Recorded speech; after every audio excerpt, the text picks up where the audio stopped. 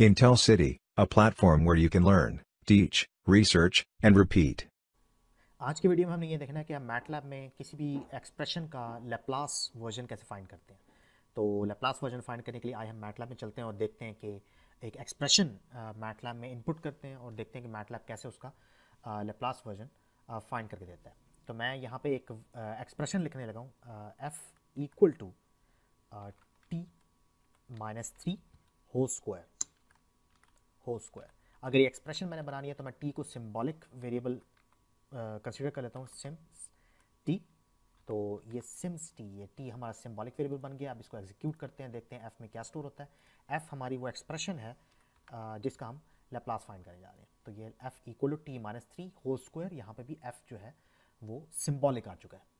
अब ऐसा करते हैं कि क्योंकि ये सिम्बॉलिक वेरिएबल हमारा बन चुका है, तो अब इसका लैप्लास फाइंड करते हैं। लैप्लास फाइंड करने के लिए जो मैटलैब के अंदर बिल्ट इन कमांड है वो है लैप्लास में आप जो फंक्शन या फिर जो एक्सप्रेशन आपने लिखनी है वो लिखें जिसका आप लैप्लास फाइंड करना चाहते हैं, और उसके बाद उसको इक्वल एफ के कर देता हूँ। ठीक है, ये कैपिटल एफ जो है ये हमारा लैप्लास वर्जन है। इसको एग्जीक्यूट किया तो ये देखें एफ भी हमारे पास वर्क स्पेस में आ चुका है और ये भी सिंबॉलिक वेरिएबल है। एफ को चेक करते हैं कि एफ क्या है। मैं कमांड विंडो में एफ टाइप करके देखा है तो ये इसका लैप्लास वर्जन है in terms of transform variable S, right. तो जब ये लैप्लास का फंक्शन है ये कंसीडर ये करता है कि आपका जो इनपुट जो जो इंडिपेंडेंट वेरिएबल था आपके फंक्शन का जिसका आपने लैप्लास फाइंड करना था वो टी होगा और आउटपुट ट्रांसफॉर्म वेरिएबल एस में कन्वर्ट कर देता है। अगर आप चाहते हैं कि इसका जो इंडिपेंडेंट वेरिएबल है ये कुछ और हो और ट्रांसफॉर्म्ड लैप्लास वेरिएबल कुछ और हो, तो उसके लिए आप क्या करेंगे, उसके लिए आप यहाँ पे पहले से डिफाइन कर लेते हैं। आपको अपने जो फंक्शन है जिसका आपने लैप्लास फाइंड करना है उसके इंडिपेंडेंट वेरिएबल को भी चेंज करना पड़ेगा। लाइक मैं अगर ये चाहता हूँ कि इंडिपेंडेंट वेरिएबल ऑफ फंक्शन जिसका आपने लैप्लास फाइंड करना है वो x हो और जो लैप्लास ट्रांसफॉर्म वर्जन जो आपके सामने आए उसमें s की जगह y हो, तो आपने यहाँ पे सबसे पहले सिम्स x और y लिखना है। ठीक है, ये x क्या होगा हमारे पास इंडिपेंडेंट वेरिएबल और y होगा हमारे पास ट्रांसफॉर्म वेरिएबल।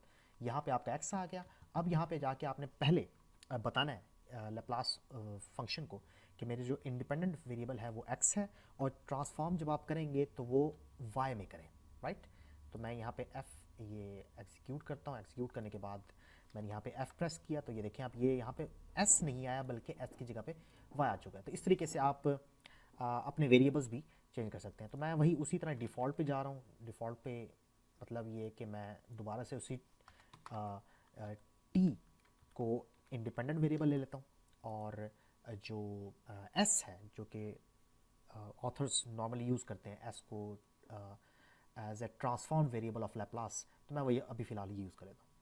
तो अब ऐसा करते हैं कि कुछ बेसिक जो फंक्शंस हैं जो कि बेसिक एक्सप्रेशंस हैं उनका लैप्लास लेके देखते हैं, वेरीफाई करते हैं कि मैटलैब में जो रिजल्ट्स हैं वो वही आ रहे हैं जो हमारे पास नॉर्मली आते हैं या नहीं आते। तो ऐसा करते हैं कि मैं इसको यहाँ से ख़त्म कर देता हूँ और मैं सबसे पहला काम ये करता हूँ कि एक डेल्टा फंक्शन जिसे आप डिराक फंक्शन भी कहते हैं तो उसका ये इम्पल्स भी कहते हैं, तो उसका मैं लैप्लास फाइंड करने की कोशिश करता हूँ। तो मैटलैब के अंदर अगर आपने डेल्टा फंक्शन जनरेट करवाना है तो उसके लिए जो फंक्शन है वो है डिराक और टी इंडिपेंडेंट वेरिएबल हो गया इसका, ये आपको टी के लिहाज से डिराक क्रिएट करके दे देगा। तो ये एफ़ में स्टोर हो गया और बाद में यही इसी एफ़ का जो है ना लैप्लास जो है ना वो कैपिटल एफ़ में स्टोर हो जाएगा। सबसे पहला फंक्शन हमारा डिराक है। इसको चेक कर लेते हैं कि इसका यही रिजल्ट आता है नहीं आता। साथ ऐसे कर लेते हैं कि डिस्प्ले भी करवा लेते हैं। कमांड विंडो में बार बार मुझे नीचे जाके टाइप करना पड़ रहा है एफ़, तो मैं ये चाहता हूँ कि टाइप ना करना पड़े बल्कि मैं डिस्प्ले करवा दूँ। तो यहाँ पर मैं लिखता हूँ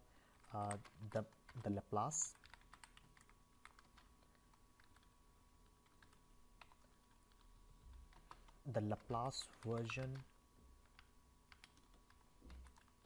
और नीचे डिस्प्ले करवा देते हैं एफ को।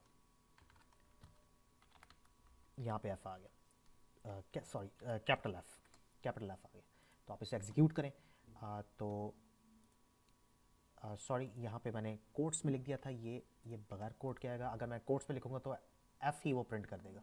तो मैं इसको एग्जीक्यूट करता हूँ तो ये देखें the Laplace version of Dirac, आपको पता है डेल्टा फंक्शन का जो लैप्लास वर्जन है वो क्या होता है, वन ही होता है। तो इसी तरह हम ऐसा करते हैं कि अब एक स्टेप फंक्शन ले लेते हैं और स्टेप फंक्शन को लेप्लास ट्रांसफॉर्म फाइंड करके देखते हैं कि वो क्या आता है। तो यूनिट स्टेप फंक्शन के लिए जो मैटलैब के अंदर फंक्शन है वो heavy site function, heavy site function है। तो हैवी साइट फंक्शन जो है ना वो एफ में स्टोर हो जाएगा, एफ में एक किस्म का स्टेप फंक्शन आ जाएगा और स्टेप फंक्शन का लेप्लास फाइंड करके एफ में स्टोर कर दिया जाएगा और उसके बाद एफ को डिस्प्ले भी कर दिया जाएगा। चेक करते हैं क्या आता है यहाँ पे। देखें हैवी साइट फंक्शन का जो लेप्लास है वो 1/s है, राइट। तो एफ अगर आप यहाँ पे टाइप करके देखें तो ये आता है। तो अगर आप ये चाहते हैं कि ये ज़रा रैशनल या अच्छी एक्सप्रेशन की फॉर्म में है तो आप यहाँ पे प्रीटी का फंक्शन भी यूज़ कर सकते हैं। मैं यहाँ प्रीटी फंक्शन यूज़ करता हूँ तो ये 1/s इस तरह लिखा हुआ आएगा। ये आपकी मर्ज़ी है कि आप इसे किस तरह डिस्प्ले करवाते हैं। तो लेप्लास तो हैवी साइड के बाद अब ऐसा करते हैं कि एक रैम्प फंक्शन जनरेट करवाते हैं। रैम्प फंक्शन तो सिंपली टी ही होता है। तो टी जो हमारे पास ऑलरेडी सिंबॉलिक वेरिएबल बना हुआ है, तो टी को हम कहते हैं कि ये हमारा रैम्प फंक्शन है। तो इसको अब चेक करते हैं कि रैम्प फंक्शन का लेप्लास वर्जन क्या आता है। तो वो होता है 1/s², राइट। ये भी ठीक हो गया। तो अब ऐसा करते हैं कि टी स्क्वायर करके देखते हैं। पैराबोलिक फंक्शन भी एक दफ़ा चेक कर लेते हैं कि पैराबोलिक फंक्शन का क्या आता है।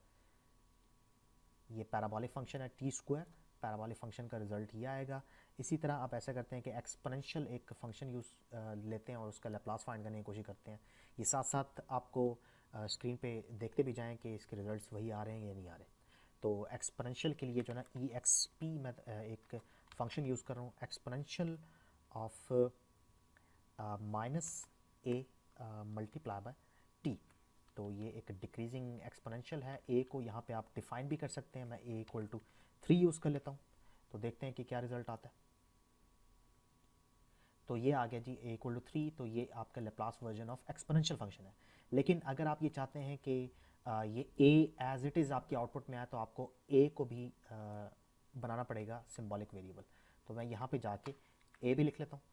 तो अब a भी एज अ सिंबल ट्रीट होगा और आपको रिजल्ट में यहाँ पे a दिखाई देगा, मतलब 1/a+s, राइट। तो ये तो हो गया एक्सपोनेंशियल फंक्शन। इसी तरह अगर आप साइन और कोसाइन फाइंड करने जाते हैं तो वो भी कर सकते हैं। तो उसके लिए मैं ऐसे करता हूँ कि यहाँ पे साइन ऑफ, बल्कि यहाँ पे मैं एक और वेरिएबल b ले लेता हूँ। तो साइन bt। अब जो b और t है दोनों सिंबॉलिक वेरिएबल्स हैं। तो देखते हैं रिजल्ट क्या आता है यहाँ पे। तो साइन का रिजल्ट ये आया b/b² + s²। इसी तरह आप कोसाइन का भी लेप्लास लें तो वो कुछ इस तरह आएगा। ये कोसाइन का लेप्लास आ गया। और इसी तरह अगर आप चाहते हैं कि डैम्प्ड कोसाइन या फिर डैम्प्ड साइन हो तो आप जैसे कि स्क्रीन पे भी आपको नज़र आ रहा है तो एक्सपोनेंशियल फंक्शन से ये मल्टीप्लाई ही हो रहे होते हैं। तो अगर आप चाहते हैं कि डैम्प्ड कोसाइन हो तो डैम्प्ड कोसाइन के लिए मैं यहाँ पे -a × t रख लेता हूँ। तो ये एक ऐसा फंक्शन है जो कि जिसमें साइन मल्टीप्लाई हो रहा है डिक्रीजिंग एक्सपोनेंशियल के साथ। तो ये r हटा देते हैं यहाँ से।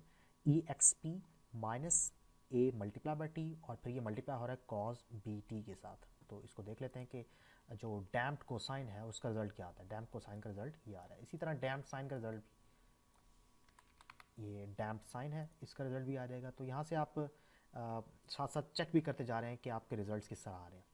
तो ये था कि आप मैटलैब में लेप्लास किसी भी एक्सप्रेशन का लेप्लास कैसे फाइंड करते हैं। अगर आपको ये वीडियो पसंद आई है तो उसको लाइक करें और चैनल को लाजमी सब्सक्राइब कीजिएगा। Thank you.